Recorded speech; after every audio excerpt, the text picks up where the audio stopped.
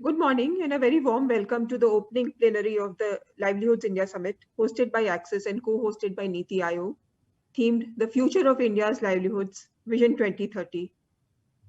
It's my pleasure to introduce to you the panel members for the session. We have Dr. Harsh Kumar Bhanwala. Dr. Bhanwala is the Executive Chairman of Capital India, an India-focused integrated financial services company since August 2020. Prior to joining Capital India Finance Limited, Dr. Bhanwala was the chairman of NABARD for 6.5 years. We also have on panel Dr. Arvind Mayaram, Vice Chairman of the Chief Minister's Rajasthan Economic Transformation Council. Dr. Mayaram has earlier held the positions of Finance Secretary of India and Special Secretary in the Ministry of Rural Development, Government of India. Moderating the session is Mr. Vijay Mahajan, CEO of Rajiv Gandhi Foundation. With this, I hand over to Mr. Vijay Mahajan to take forward the discussion. Thank you, Pooja. I think you're on mute. Thank you, Pooja. Welcome, everybody. I believe there are over 500 people in the audience. Sorry to have kept you waiting. There are the previous session, those of you who are watching, just got over about 7-8 minutes ago. We were also supposed to be joined by Dr. Ratin Roy, but I think he probably waited for a while and then may have moved on. But I hope he will join us in the middle of the discussion. But in the meantime, let me welcome Dr. Arvind Mayaram and Mr. Harsh Bhanwala. I share the distinction of having gone to the same school with Arvind and the same business school with Harsh. So it's a coincidence that I thought I should mention. But the fact is that between the two of them, they have spanned a lifetime of work, in what constitutes livelihoods in India. Harsh, as a career banker, most of his career in NABARD, but also significantly in the India Infrastructure Finance Corporation. He has worked on the two fundamental sectors of the Indian economy, namely agriculture and infrastructure.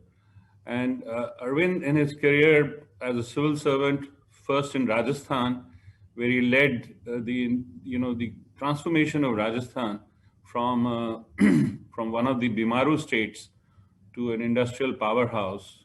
Of course, such large things can't be credited to only one person, but I can certainly say, having watched it from the sidelines, that Arvind played a central role in the team that made it happen.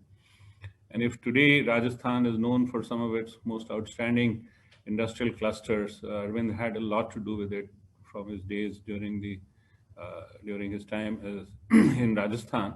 But then when he was in the union ministry, as he was introduced, he was significantly in the financial sector. And there he led a lot of the reforms which have led to investments, both in the infrastructure, but also in the industrial, the higher end industrial sectors. And through that process contributed to the diversification and the significant sort of transformation of the Indian economy. I wanted to start with that just so that the audience knows that we are talking to two people who have really been in the trenches, and if I may say so, so have I been, although as a civil society wala, running NGOs and social enterprises. And therefore, we will keep today's discussion informed by policy, but focused on practice. And the second thing that I would request both Arvind and Harsh, and I'm sure they'll be delighted to do so, is to focus primarily on the future rather than, lamenting the present or, celebrating the past or deriding it. I think we need to learn our lessons from the past and move on, but let's focus on the future.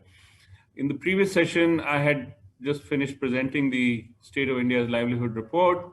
And while we did talk a bit about what is the state of India's livelihoods in 2021, particularly, in a difficult situation post-COVID, but our focus was on what is the trajectory to build inclusive livelihoods for all by 2030. And just to give you an idea of what is the quantitative estimates, we need to generate roughly 12 crore new livelihoods in this decade if we are going to arrive in 2030 with roughly livelihoods for all. Even then, there'll be a 2 to 3% unemployment rate. And to do this, and Arvind, since you've been finance secretary, we need, I have an estimate, and I'll be happy if you'd look through it later. We need an investment of 120 lakh crores in specific sectors and infrastructure. And that works out to roughly 60% of India's GDP, reduced GDP in 2020. And that needs to be done in the first 6 years of the decade if it has to make a difference by the end of the decade. So roughly we are talking of 20 lakh crores every year. Now that coincidentally is the same number that was declared during the COVID period as the Atmanirbhar package. But 20 lakh crores is a tall order if you're asking the government to do it. The good news is that we are not asking the government for even a small fraction of this. We are saying that most of this will come through investments by households and by aggregated investments of households through the banking sector and the banking, insurance, and the other financial sector. I mean, we must remember that while we keep talking about capital market investments, 99% of the money in the capital market comes from household savings and a little bit from corporate savings. In fact, there's a lot of government dis-savings. So the large contribution is the capital markets is from household savings. And therefore, we need to remember that we are actually Atmanirbhar. Now we are formally Atmanirbhar, but financially we have been Atmanirbhar. International investment has been less than 1 to 2% in our GDP at any time. Of course, now FDI and FII have gone up, but since then. So with this introduction, let me begin by asking Harsh first, because A is for agriculture, and Arvind, I'll come next to you. But let's start with Harsh. This is a very difficult time for India's agriculture, and of course, all that is happening around Delhi. We need not talk about it because it's being talked about on every channel and so forth. But as chairperson of NABARD, you've seen that Indian agriculture needs to undergo a second transformation. The first transformation happened, in the late 60s and early 70s, the so-called Green Revolution. We need a second Green Revolution, what Dr. Swaminathan calls an evergreen revolution, to move towards sustainability in both environmental and financial. What are your thoughts on that, and what are the livelihood implications of that? Thank you, Vijay. Harsh, you're on mute, I think. Am I? No, I'm not on mute. No, I can hear you. Okay, can you just increase the volume? Yeah. Go ahead. Am I audible now? Yes. Yeah. Thank you. You have rightly mentioned, we have seen a phase of development in Indian agriculture sector in 60s and 70s, which led to production, large-scale production, the cereals going up, etc. So newer technologies, intensive agriculture, mechanisms to support price, and that has all happened. So today's status is we produce more than close to 300 million tons of cereals. More production is of horticulture produce, and one of the highest growth rates in the this livestock sector within the agriculture sector. So once we have second largest or largest producer in several crops of the world. While the productivity would continue to be focused on, we need to equally focus on the market outreach. The way most of our produce reaches the markets, the middlemen are quite large. Number two, sometimes the quality of produce that is available to the consumer is not in the form and in the quality that he wants, which means value addition to agriculture. And also certain regions, contribution of certain regions, particularly the eastern, northeast, that's what Swaminathan ji spoke. We have to go to newer areas. So it's newer regions, newer thrust on marketing, logistics, value chain, processing, reducing spillages. So I would call it a secondary agriculture. What the infrastructure we built on for large scale production has to be reoriented now to cater to newer demands, and for which I would say, Vijay, first of all, our agriculture departments in the states need to be reoriented totally. Look at the skill sets available in the agriculture departments there. They're mostly entomology, pathology, production, seed, soil, all production oriented. We don't have an IT guy there in agriculture. We don't have a market segmentation guy there in agriculture. We don't have a GI guy there in agriculture. We don't have probably the legal fellows to seal contracts. Yeah. We are talking in terms of number of FPOs being guided by the states. So can we not take it up? It's right time that some kind of a resource center on the newer requirements in agriculture, livelihood creation needs. That's the first thing which I would say. Next thing which I would say is, you rightly said, it cannot be just driven by the state. State is required everywhere, law and order, policy formulation, incentives, all that would continue to be required. But this would also require newer people to come in. You see, today, if you look at, the milk's success is on account of the people's movement, where the society's people came forward. Similarly, for NRLM, if you look at livelihood, one of the largest programs for livelihood, it is the self-help group movement which led to ultimately what NRLM is today and is aspiring to be in future. So for that purpose, even in the newer agriculture, the farmers and farmers groups will have to play a key role. I think we need more sociologists to come forward. We have seen FPO movement in existence for some time, but for a larger breakthrough to have happened or to happen in the future, I think we require plethora of social scientists, the developmental workers to come in, and we have seen many of them are not scaling up. And for instance, when I left NABARD in May, we had around 4,000 FPOs promoted by NABARD, whereas the number was around 7,000 when of the country as a whole, 7,500 various other entities involved as well. So we found that A category and B rated, A, B, C, D, we used to rate them, were nearly 1,000 FPOs were A and B. Maybe the period was not as much. It requires a longer period. Mentoring, nurturing, and cohesiveness of people. So I think we require a different set of peoples to support this. Number one, at the central level, at the state level, as well as at the KVK level and others, and also within the FPO movement, probably there is some kind of an advice required. You can't have a distantly placed facilitation center, maybe at commissionary level or district level. You require some of them to play a key role in major FPOs.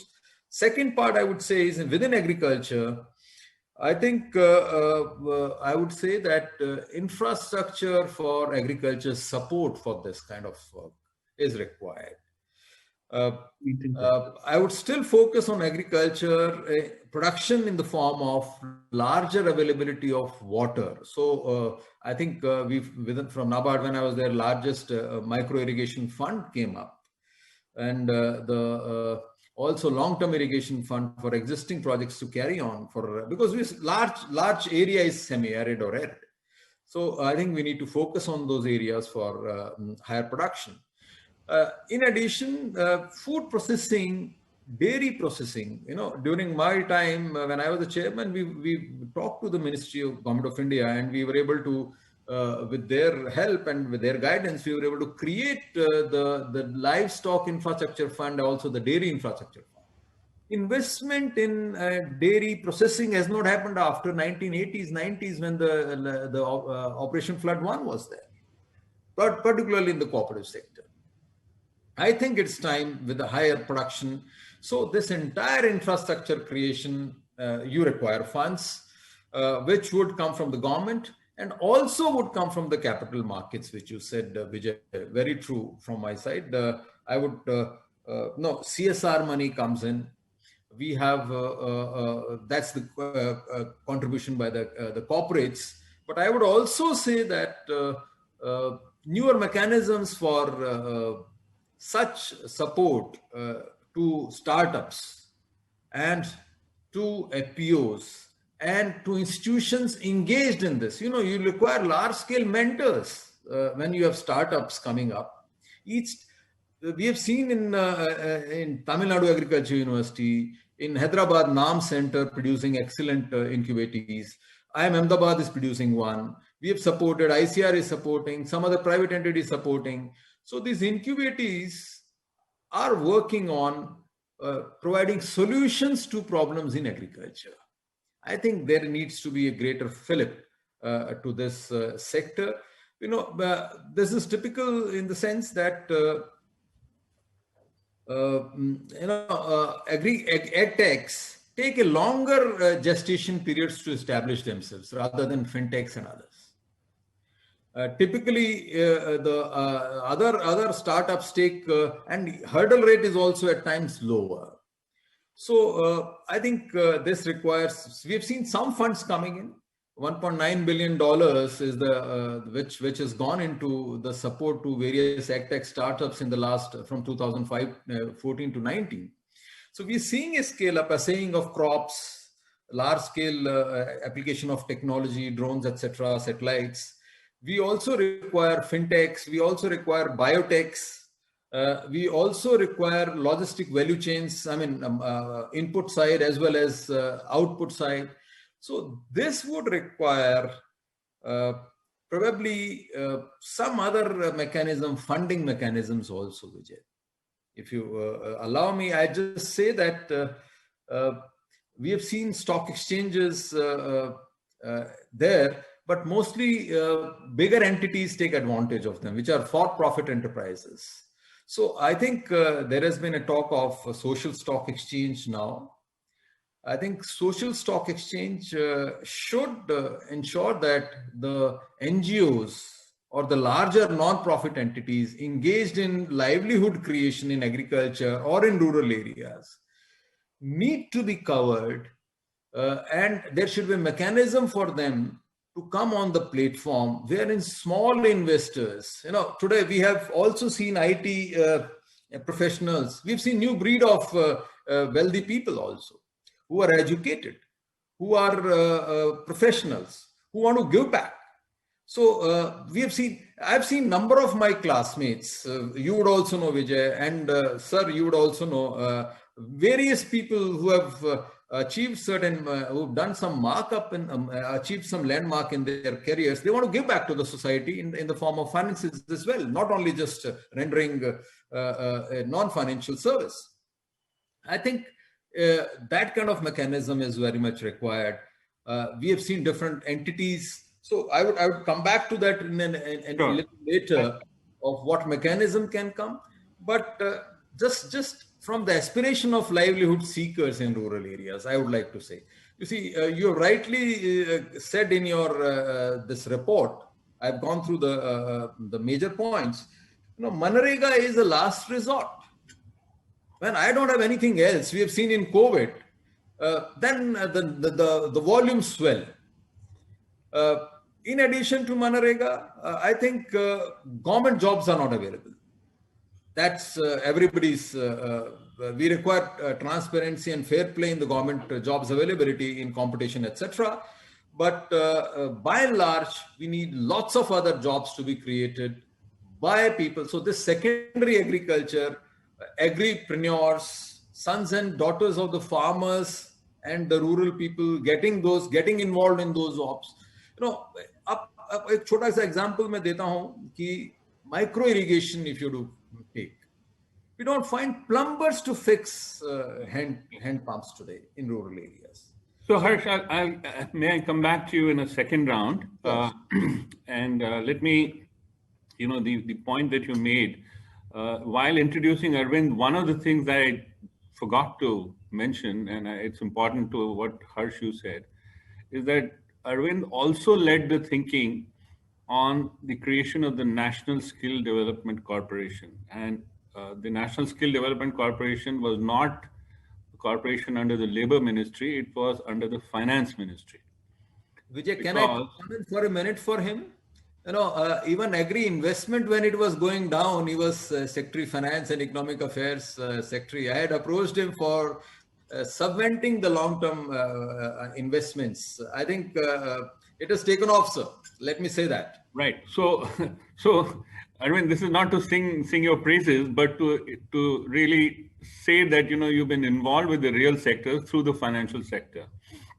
So my opening question to you is that the big transformation that we need in India is to move 45% of those workers, of India's workers who are in agriculture, producing only 15% of the GDP.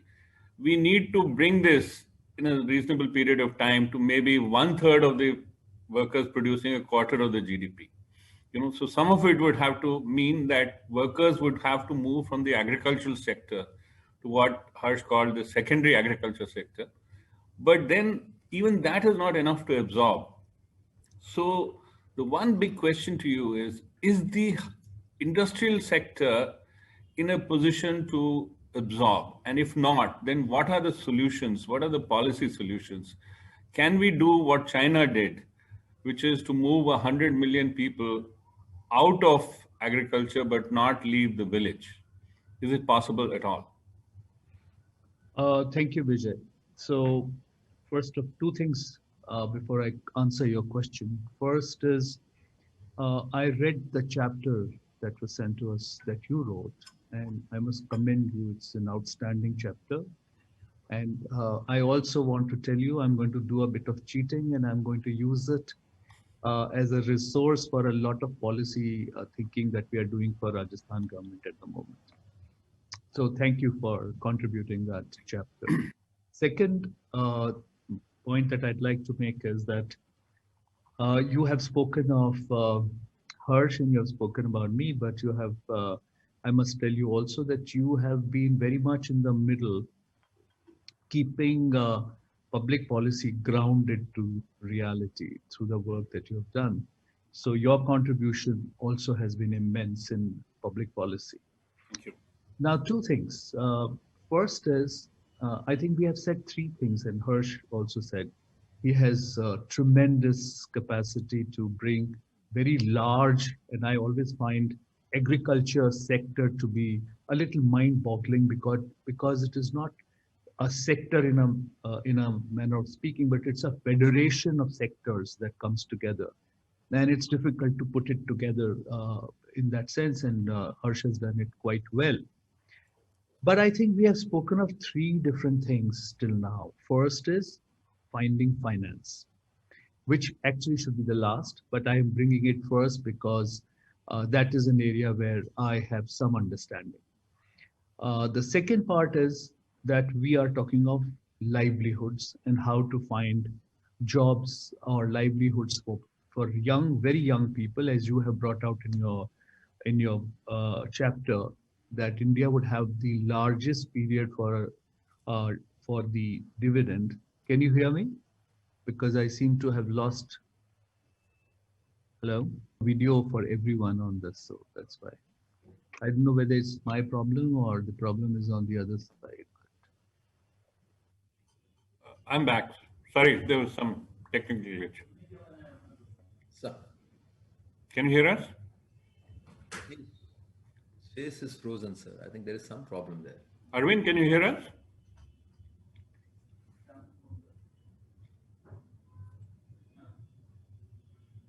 Mr. Myram's I can see his video, but not his, can't hear him.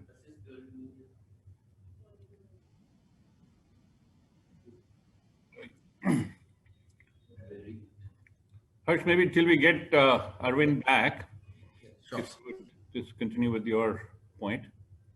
I think you rightly mentioned in your this thing that while we look at some of the things in past with some satisfaction and some anxiety, both, it is not fulfilled the way we wanted it to be fulfilling.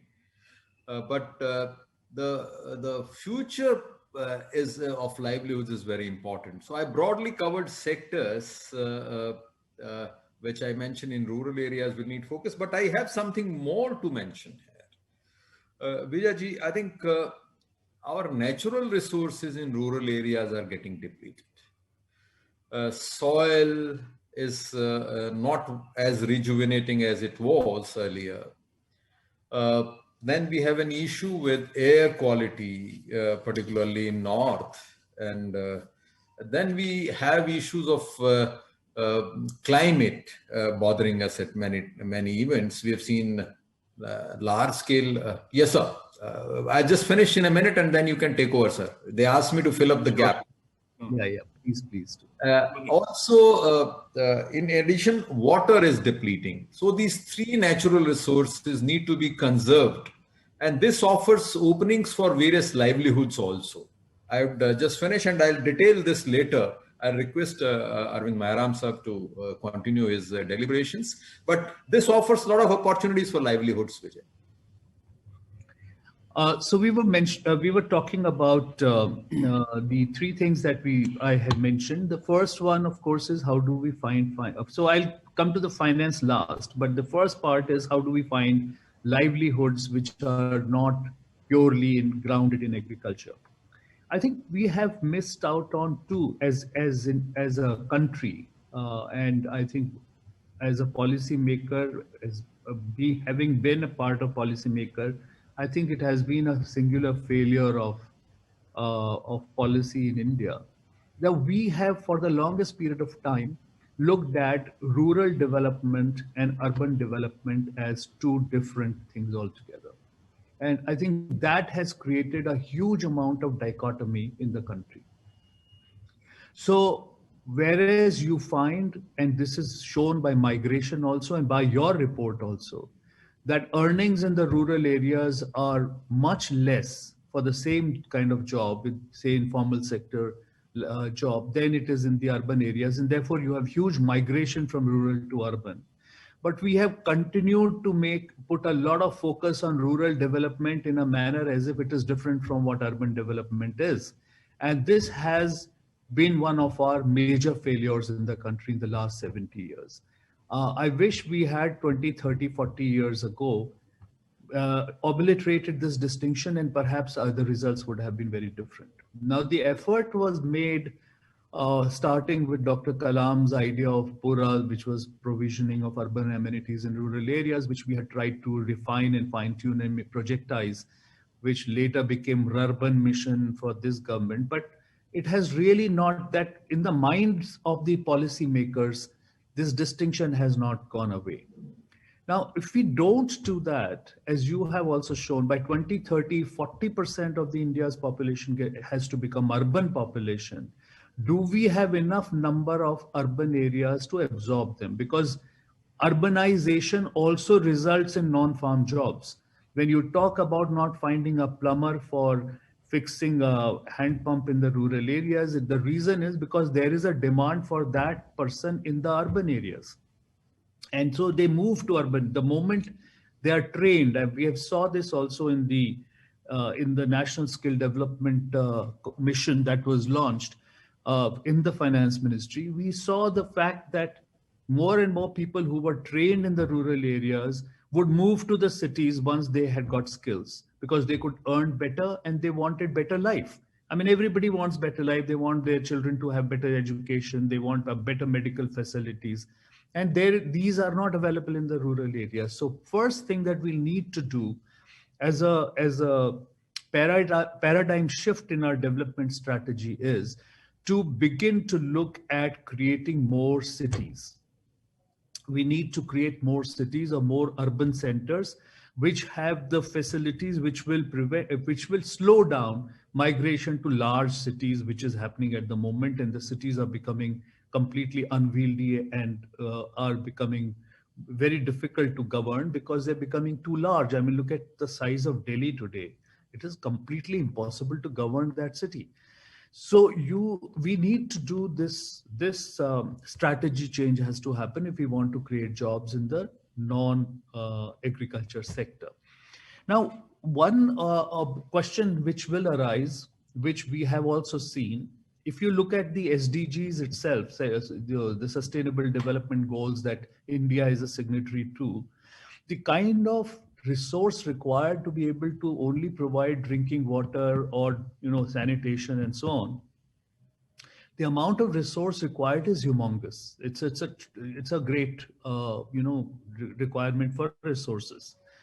One thing we must remember, and there is a bit of a divergence in that sense with Harsh on this, is that whereas CSR funds and all these are important, social contributions by people is important, but when you look at the total requirement of resources, this becomes a very small part of it. So therefore, much of the heavy lifting has to be done by the government to get the economy moving in the direction in which we believe it will be able to provide livelihoods to the young people. And much of this money then should also be leveraged to bring private investment in. But this private investment is not in terms of one of the things also, and Vijay would agree with me, I think it is a Gandhian hangover, or in whatever manner we may look at it, but we have always seen that a profit-making enterprise is seen with less respect than a non-profit-making enterprise. And therefore, we have always believed that CSR funds are superior to investments which require profits. In my mind, that is another hang-up that we'll have to give up. And we'll need to bring a lot more commercial money, if I may use that term, commercial money into infrastructure. Now, we tried a lot. And between 2004-05 and right up to now, there has been a tremendous amount of work which has gone into creating public-private partnership formats. Public-private partnership formats are where viability gap funding, for instance, is used to make those projects which are otherwise not commercially viable to become commercially viable. And then private investment does come in. We have seen that has come into economic infrastructure, but it has also moved into social infrastructure. I can tell you an example of this is in Rajasthan, for instance, there was an attempt tried with the public health centers to be run by private sector. And I personally visited some of them. Of course, the experience is a mixed experience, but in some of those places, actually people did not know that it was not run by the government because it's a public health center. It's totally manned by the private sector. The medicines are provided by government, but distributed by the private sector. And people felt that the services were much superior. They, in fact, were giving credit that the government has been able to give good services. Government hospitals are becoming better.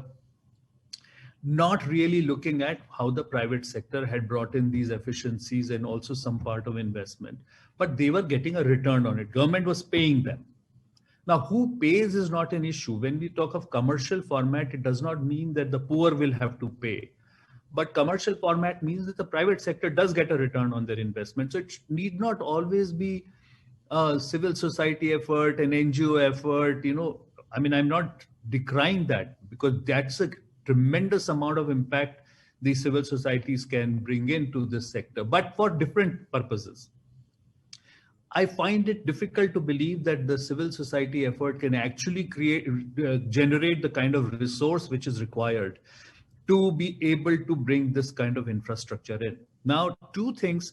Dr. Ratin Roy is not here, but he has done some very interesting study, and I wish he was here with us, where he shows that in our first revolution since 1991, which is the economic liberalization that we did, close to 150 million people are now into what is known as the consumer class, and they're consuming. But this also is primarily the tax base, which is both for direct and indirect taxes for the country. So our resources become constrained by the fact that much of the tax base is restricted to this 150 million people. But this also means that we are getting into an early income trap. Too early, actually, because rest of almost close to a billion, people, 900 million people, are yet not arrived in that scene. So what we need to do is to move. So, and the migration patterns are a good indication of where the investment has to go to create these jobs. So UP and Bihar, for instance, huge migration. Orissa, huge migration. West Bengal, huge migration, which ties up with what Harsh has said, that the second revolution has to come in the East. There, even if you reform agriculture, but we need to still do a huge amount of a non-agricultural investment, and that can only come in three ways. First is we need to do a huge amount of investment in there. So investment is both in roads, for instance, road transportation. So you open up new areas, remote areas with good quality roads, so that they start getting linked up with the markets, and the more industry or agro-industrial activity can begin to happen, along with the other value chain activities, cold storages, etc., etc. The second thing that we need to do is also to rationalize the power sector. I think without doing that, we will not be able to move into any kind of a higher level of industrial activity or even economic growth. Today, the power sector is completely distorted, and there has to be some sanity which we bring into it, because without power, you cannot have industrial activity. So the second part is that we need to do power sector. And the third, but which is, in my opinion, most critical, is we need to work towards, bringing down the political temperature, which has created huge amount of divisiveness in the society.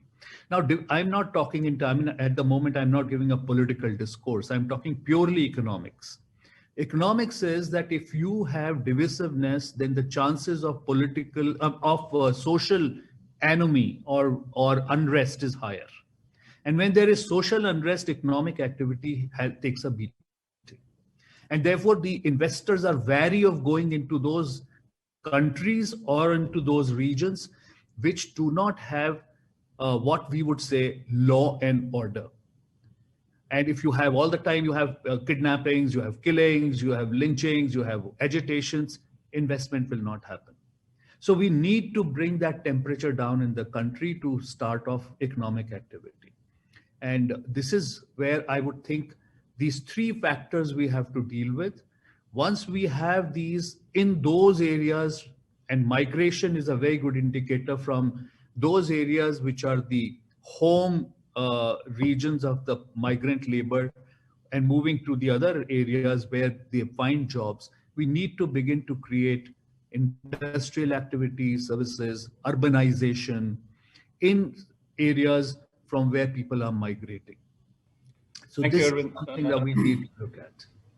Let me come back to you in a second round, but thank you for making those very important points and some plain speaking. I think we do need a certain amount of, as you said so rightly, reduction in the political temperature before the social fabric of this country can be darned again, and we can get on to the basic problem of livelihoods.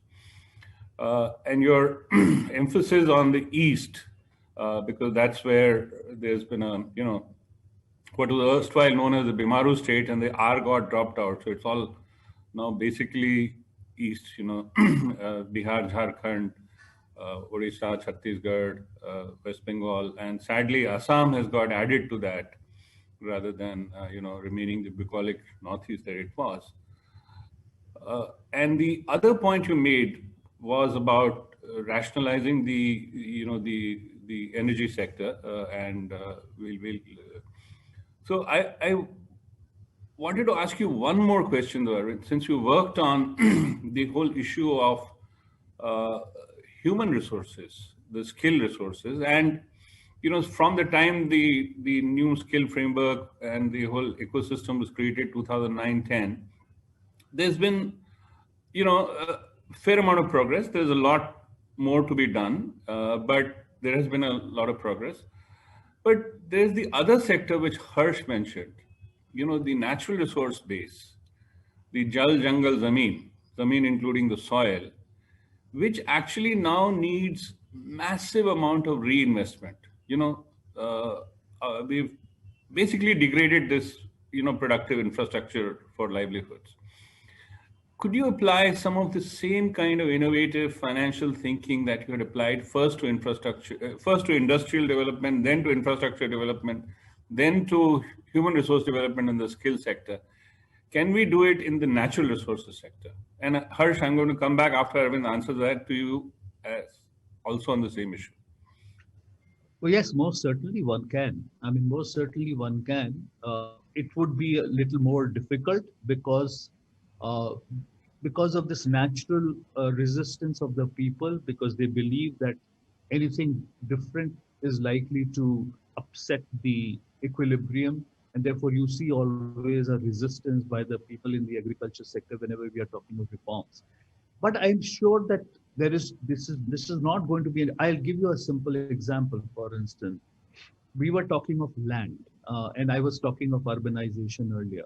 Now we have had this whole huge problem from 40 years ago. Acquiring land seemed like a child's play. You could go and acquire any land and give compensation, and people accepted, and they accepted that the state had the right to acquire land.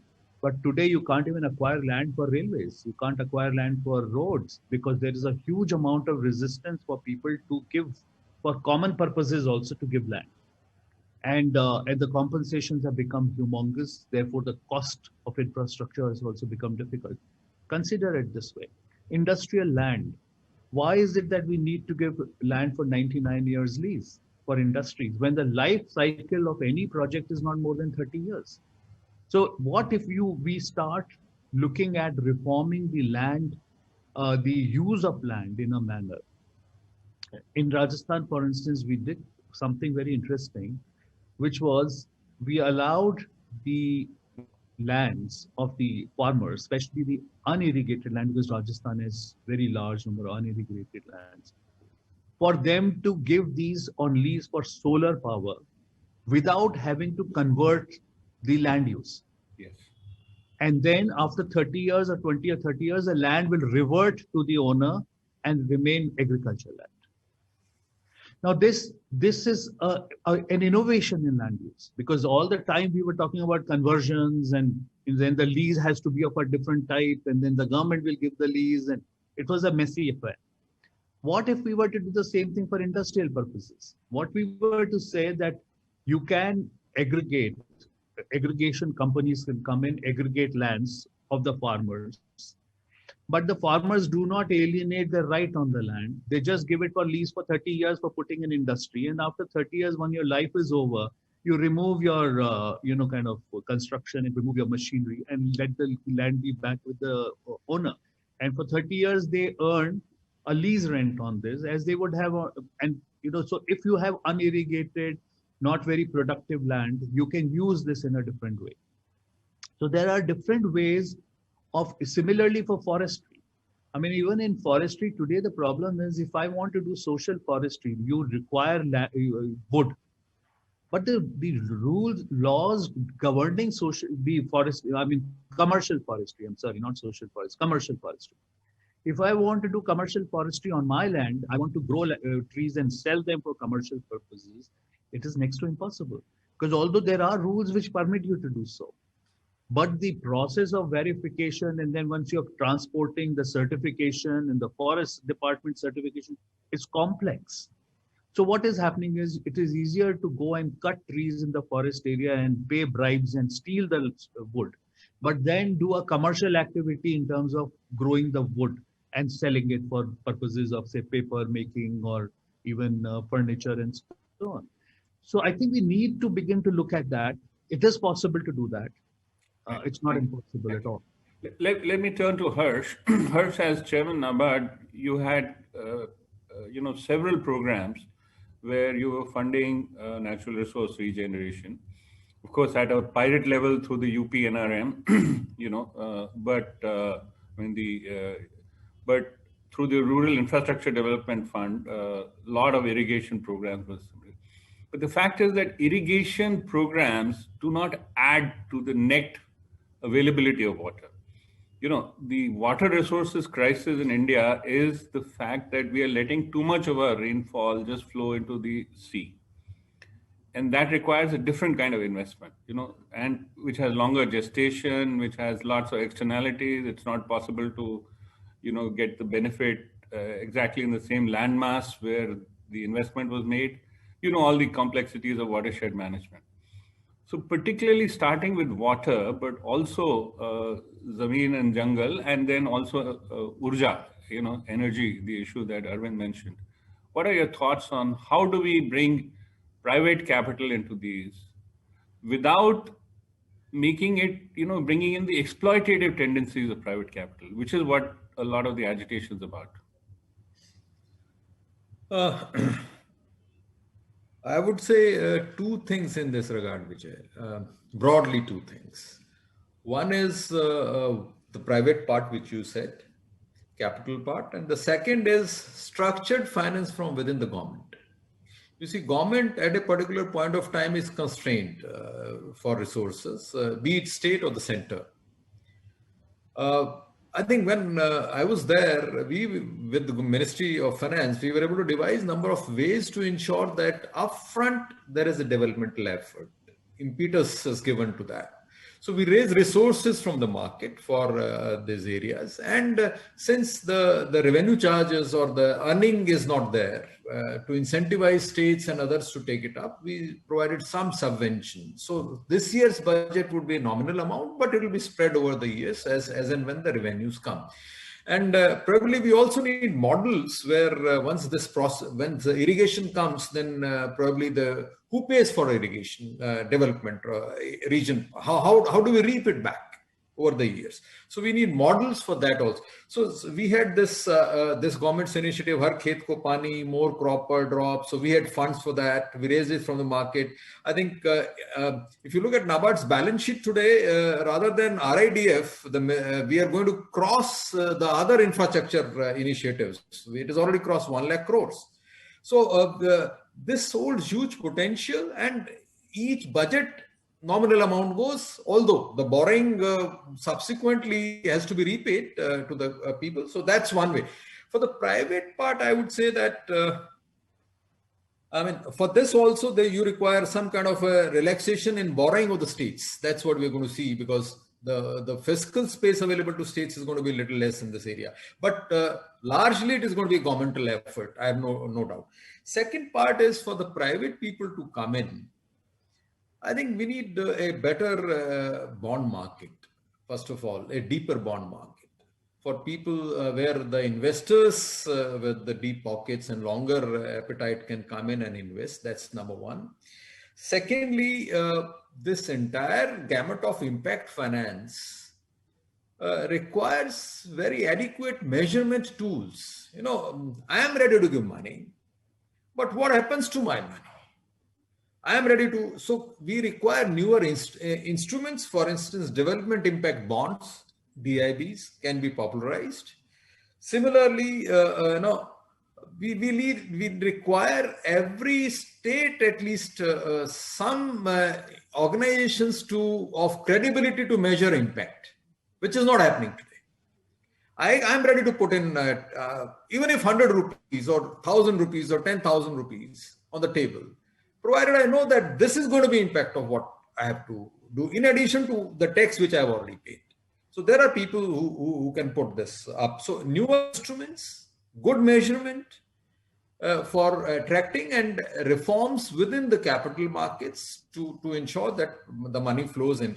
The traditional way, we used to have the post office savings, and they used to be used by the that has become almost like a general finance. Not a, it has to be targeted effort for private money to flow in, rather than a generalized way of saving and channelizing there. So that's my thought.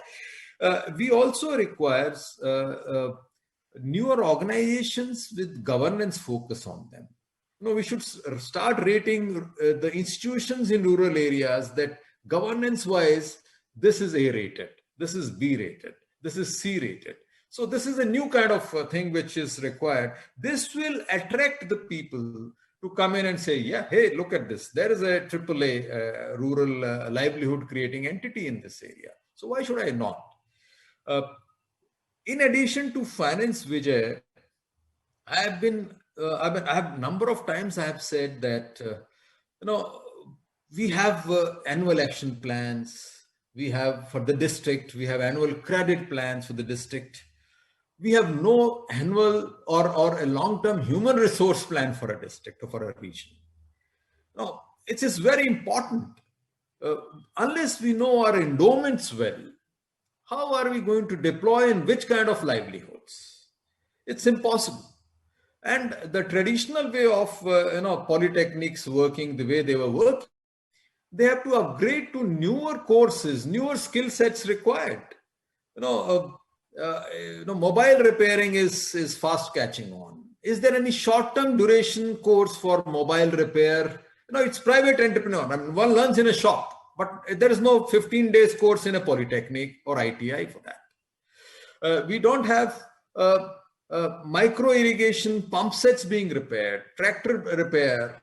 We have a mechanical engineering program being done there. So the kind of institutions require what Dr. Arvind Mairam was saying. I fully agree with that there should be a private participation in existing this thing. Even for health, you look at it. Health infrastructure deficit was largely felt when we had the COVID. And we require investment therein. We have in down south, I'm familiar to that, some of this Manipal institution, Mangalore district center, district hospital is being managed by the private medical college students. So can we not involve in some of the PHCs, some of the private medical colleges, and they take care of performance measurements be defined. There'll be proper documentation of what they're doing and impact measurement happens. And then see, people will love to invest there. That's my strong feeling. Sir, if you allow me, Vijay, just 4 or 5 things. I come from a rural area, sir. And I strongly feel there is a lack of opportunities. Now, if this lack of opportunities has to be overcome for people to stay there, as Dr. Arvind Mairam was saying, that there shouldn't be large-scale migration. I mean, it creates problems for our area. So I feel, I've seen changes in rural area. Greening is almost not there. So I've seen the green cover going away. So effort, which is more structured effort in terms of outcomes and finance be prepared, models can be there. Water conservation itself. We from NABARD, we created those watershed development projects as pilots from our side with grant assistance, and partly subsequently also second phase with some loan assistance, nominal loan assistance. But we wanted governments to take it up or communities to take it up. That has not happened. I think we require a massive effort on water conservation if the greening has to take place, which offers opportunities for livelihoods. Can we have the water volunteers? जो हमने एक बार प्रयास किया था कि कुछ समय के लिए जब summers होती हैं, community attention on water is the maximum when May, June, July, and then it fades from monsoon onwards. So during that time, can we rejuvenate our traditional water bodies? Thanks. And that can be taken care of. Health, hygiene. In addition to that rural infrastructure, we also have huge problem of drug abuse. I'm seeing around my place a lot of de-addiction centers coming up. They are unprofessionally managed. Punjab also has a severe such problem. I think we need to define livelihoods for the future in a different way based on the region's requirement. That's what I'm saying. Thank you. Arvind, we are in the last 3-4 minutes of the session. While both of you have covered a lot about agriculture, infrastructure, and industry, you know, a large part of our GDP as well as our employment is in the services sector. Now, the services sector is very bimodal. On the one hand, we have, the world's largest, most valuable IT company, TCS, and we are the world's software leaders and all of that. On the other hand, the vast majority of so-called service sector jobs is basically carrying headloads in transport yards and construction work and all of that. What can be done to make service sector jobs more acceptable and more remunerative to a significant number of the people who work there? Actually, excellent question. But this is a struggle. Again, this is a struggle where we carry a lot of ideological baggage. If you recall, there was this huge discussion on whether we should allow FDI in retail. And this went on for a while, and we said it will take away mom and pop shops. I could never understand if you allow big companies like Reliance and others to come into retail. How are they different from Walmart? Was something I couldn't figure out. Because if we were to say we don't want big companies, is retail is a one part of it. But we don't want foreign big companies, but we are ready to have domestic big companies was something which I couldn't figure out. But the point here is that the retail and the growth in retail has been tremendous in the last few years. And most young people, in fact, Harsh would know, but young boys and girls, say from Rohtak, or young boys and girls from, say, a place like Dausa in Rajasthan, or Rajgarh in Alwar district, would love to go and work on the shop floor of a mall, because they wear proper clothes. So they may be 10th pass or 11th pass, but they would work there because it gives them a certain level of dignity, rather than going and working in the field, or working, doing a rickshaw, plying a rickshaw, etc. So the retail explosion in retail has given this particular segment of people who are first generation moving even from poverty into lower middle class, or from rural to urban areas. This is one of the stepping stones for moving into higher levels of jobs, which is the retail part of it. And I think we need to continue to develop retail, which is now flowing. I mean, I'm seeing small malls coming up in village. I mean, large villages, I would say. There would be a type of a shop where you could walk in and pick up your own stuff, and there'll be people walking around telling you what to take or not take. And they wear some sort of a uniform, like a white shirt and a black trouser, and they look smart. And they're all kids from villages, or from different areas. Under the National Skill Development NSDC, which you had mentioned, and basically part of the National Skill Development Mission, which we had put together in 2007-8. The whole idea was to provide a certain level of formalization to training, even in retail, for instance. And we found the other part, which I would like to mention when I was saying about private sector coming in. The entire model of NSDC was for them to provide incentive to private sector to make training itself as a profit center. So you train people, you charge a fee from them, which government was paying mostly through a large number of its programs. But they were then to a standard with the sector skill councils, which would lay out standards and how the training will be done: 3 months training, 2 months training, 6 months training, certification, what third-party certification, so that you would have a certain quality to the certificate, which it had a portability, in the sense that then that certificate could take you to different jobs in that particular sector. This all has been introduced. And this is why I can tell you from my personal experience, one of the maids who used to work with us from Orissa, Kalahandi district, when I was when I was secretary, she was living in our house and cooking food for us. Had five daughters. very poor. They were very, very poor people. And then I got three of her daughters to be trained by under one of these training programs, because they were really poor from the rural areas.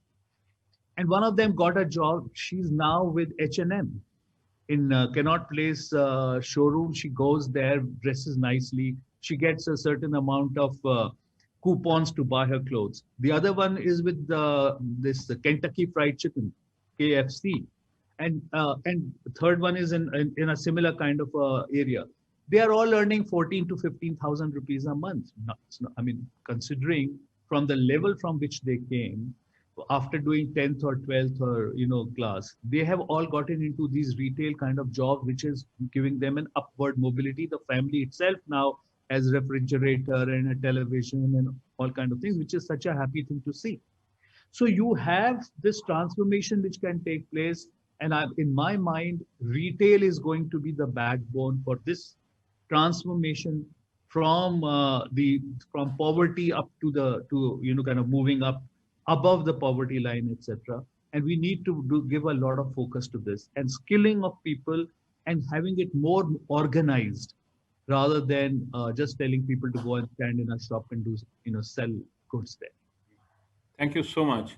I want to end by just repeating something which Harsh mentioned only in passing, but it's something that made me sad, and that in spite of 50 years of work in this sector, that on the one hand, the rural areas are no longer green, and the other, they are getting filled with de-addiction centers. We have to think about what we've ended up doing with this model. And we need to collectively work towards ensuring that this decade, the decade 21 to 30, actually breaks those old paradigms. Many of the constraints, institutional and other constraints, mindset constraints that Arvind mentioned, for example, those need to be broken. And we need to build on the great strengths, some of the great programs that we've developed, as a nation, whether it is the Amul model in the dairy sector, whether it is the self-help group model in the unorganized worker sector, whether it is the NREGA program, which has been the backbone for those who have no other work. But also a lot of breakthroughs in the modern sector, all the way, as I mentioned, in the software sector. What can we do to bring the best of India for most of India? With that, I'd like to thank both of you for participating in this. Of course, we could have, as Vipin, who's sitting next to me, said this could have gone on for another few hours, but we have another session and the people are waiting. Thank you so much, Erwin. Thank you so much, Harsh. And thank you very much, audience. Bye-bye. Thank you, Vijay. Thank you very much. Thank you.